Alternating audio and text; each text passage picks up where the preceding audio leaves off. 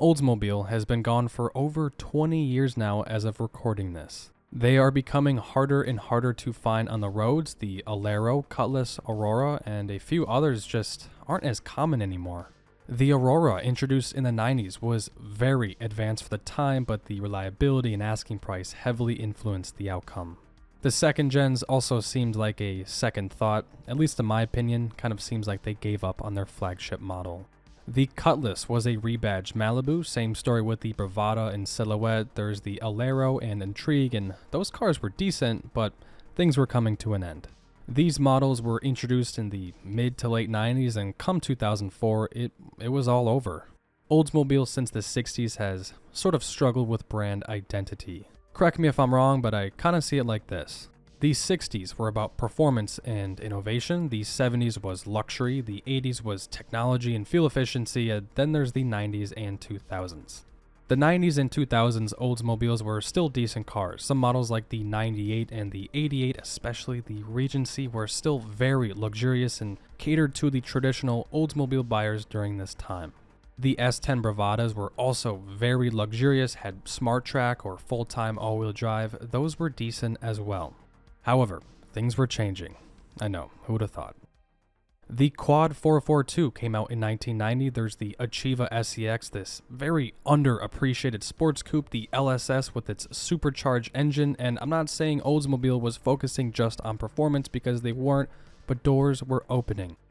We've all heard of SVT or Special Vehicle Team, the Cobra, the Lightning, and even the Contour were very impressive cars from Ford in the 90s and the 2000s. Oldsmobile said, let's do the same thing, and created OSV, or Oldsmobile Special Vehicle. Essentially, it was their SVT or SS, and I honestly had no clue this was a thing. If this is your first time watching, I appreciate you tuning in. For my returning viewers, welcome back. I'm getting really close to 50,000 subscribers. My birthday is in February. I do think we can make this happen. If not, that's honestly totally okay. I'm still very impressed with how much this community has grown and honestly how fast. With the intro and the announcements out of the way, a video on Oldsmobile's forgotten tuner division. All three OSVs debuted at the 1999 SEMA Auto Show in Las Vegas. Yes, these were all built by GM, not some aftermarket company. More than one was made for each model, and the idea was to see what the public thought of them. The first we'll talk about of the three is the Intrigue. The Intrigue was first introduced in 1998 and would last until 2002, so pretty short-lived.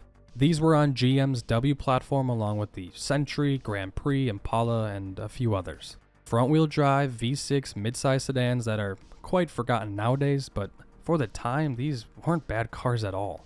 OSV took a regular 1999 Oldsmobile Intrigue and made some modifications.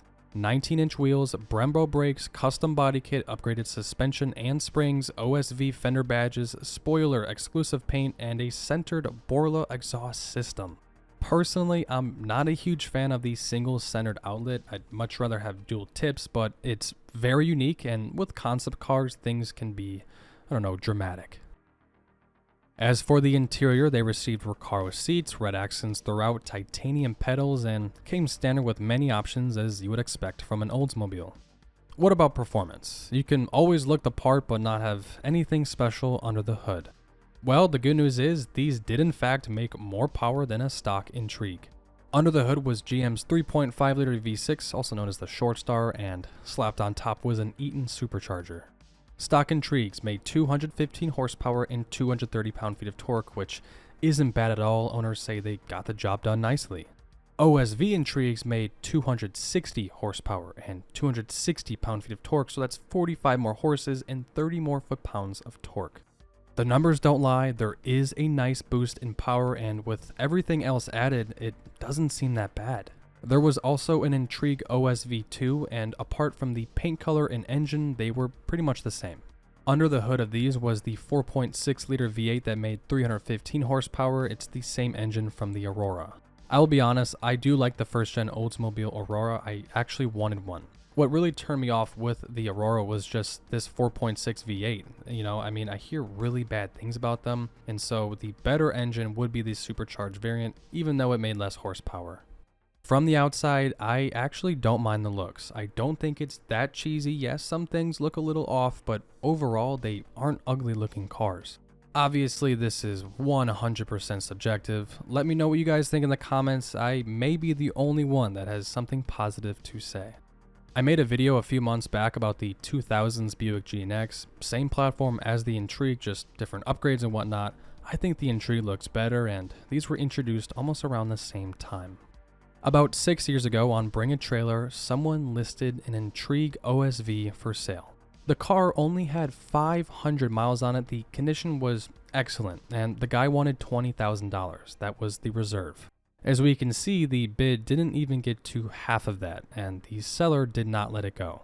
$20,000 is a lot of money to ask for, and the market for a car like this is microscopic, but there are collectors out there that would be willing to pay more. That was not the case here, and uniqueness doesn't always mean the car's worth top dollar. The second Oldsmobile to get the OSV treatment was a minivan, or better known as the Silhouette. The Silhouette was almost like the Cadillac of minivans. This was the most premium van from GM at the time. There's debate if Buick is higher than Oldsmobile, but that won't even apply to this scenario. The Terraza, or Buick's just super short-lived van, came out after the Silhouette was discontinued, along with the entire division itself. But yes, oddly enough, the Silhouette received the OSV special. So unlike the Intrigue, and later we'll get to the Alero, these did not have forced induction added. The 3.4-liter V6 stayed naturally aspirated, which is totally okay after all this is a minivan. However, the stock 3.4-liter was modified with tuned headers and an intake. Instead of 185 horsepower and 210 pound-feet of torque, they made 210 horsepower and 270 pound-feet of torque. Speaking of modifications, this van looks interesting, and again, these won't be for everyone. Candy apple red paint, custom ground effects, Borla exhaust, unique wheels, upgraded struts and springs, Brembo brakes, and of course the upgrades done to the engine. One last thing, these came with Recaro seats, and it wasn't just the front row that got the treatment. As a matter of fact, the second and third rows had them as well.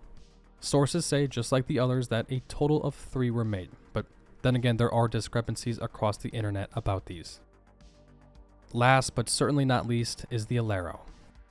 You don't really see much of these anymore. Compared to the other two, these were definitely more common, but since then they're becoming more and more rare. They sold very well, averaging over 100,000 sold units per year. They are fairly reliable. Base models came with a manual, 2 different body styles, they were affordable, and fuel economy was decent. I saved the Alero for last, just because this would have been the best for enthusiasts and the most likely to see mass production, at least compared to the Intrigue and a minivan. From the outside, we have the same paint color, ground effects, upgraded wheels, upgraded suspension, Brembo brakes, Borla exhaust, pretty much a copy and paste from the others. Which is totally okay, and it makes sense, but these were probably the fastest and handled the best because of what was under the hood. Standard base model Aleros before 2002 came with a 2.4-liter 4-cylinder good for 150 horsepower and 155 pound-feet of torque. A supercharger, of course, was slapped right on top, and now output was 230 horsepower and 230 pound-feet of torque. We're talking almost a 50% increase in both horsepower and torque. There is only one clip on YouTube out there on these OSV cars, and we do get to hear the Alero with the Borla exhaust system.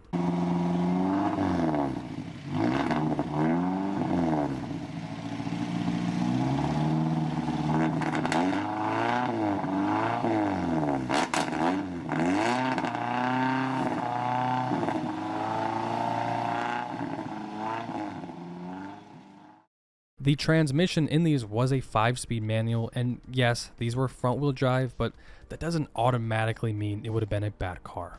To me, these would have been awesome. Lose some of the ground effects. Yeah, the centered single exhaust isn't my favorite, but the power's there. They aren't ugly. 5-speed manual, upgraded suspension. It's what an enthusiast would want.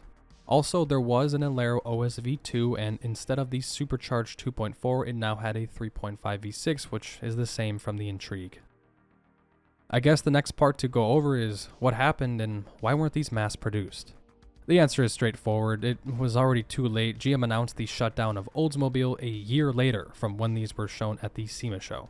It would have been cool if there was a limited run of at least the Alero OSV. Instead, they did this collector series for 2004 as a final send-off, which does make more sense. Let me know what you guys think in the comments down below. I had no idea this was ever a thing, and it sort of shows what could have been. I really do appreciate you making it to this point in the video. Most people click off after a few minutes. That is going to wrap it up for this week's video. Enjoy the rest of your week, and I will really try to see you all next week.